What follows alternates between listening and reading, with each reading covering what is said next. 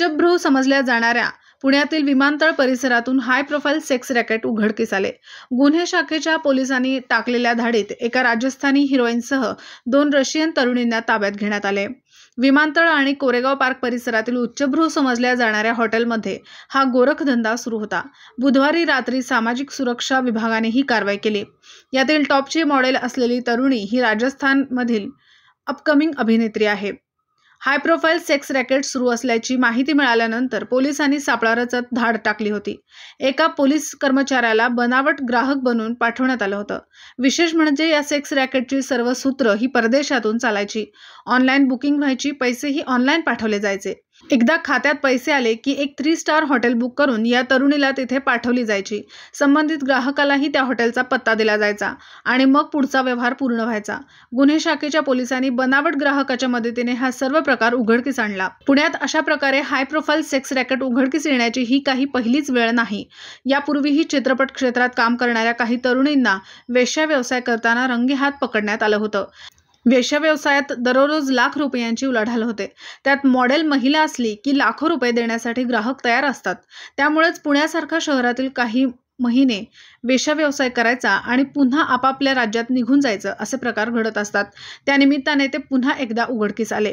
दरम्यान मागील काही महिन्यांपासून ही अभिनेत्री आणि 2 तरुणी पुण्यातच वास्तव्यात होत्या।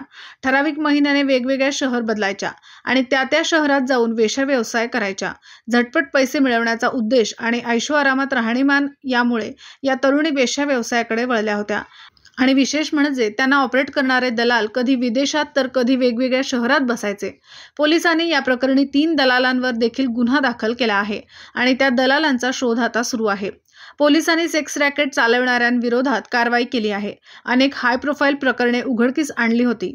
मसाज पार्लर, स्पाच्या नावाने चालणाऱ्या व्यवसायांवर करडी नजर ठेवली जाणार असून नागरिकांना असं काही आढळल्यास थेट तक्रारी कराव्यात असे आवाहन पोलिसांकडून करण्यात आले आहे। आम्हाला गोपनीय बातमीदारांकडून माहिती मिळाली होती की काही एजंट्स आहेत की जे परदेशातून येणाऱ्या महिलांकडून पुण्यामध्ये वेश्याव्यवसाय करून घेत आहेत।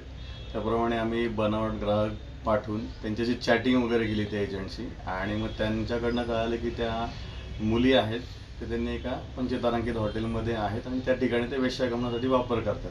त्यानंतर त्या ठिकाणी आपण डील केली एजंटशी आणि पर्टिक्युलर हॉटेलमध्ये गेल्यावरती ट्रॅप लावला आणि तिथे आम्हाला 2 मुली मिळून आल्या की ज्या कझाकिस्तान देशाच्या होत्या आणि तिथे अजून एक माहिती मिळाली की अजून एक मुलगी आहे, ती भारतीय मुलगी आहे राजस्थानची आणि तिला एक दुसऱ्या पंचतारांकी हॉटेलमध्ये आहे। तिथे जाऊन त्या मुलीची सुद्धा आम्ही सुटका केली। अशा 3 मुलींची आपण रेस्क्यू केलेलं आहे आणि 3 एजंट विरुद्ध विमानतळ पोलीस स्टेशन येथे गुन्हा दाखल केलेला आहे।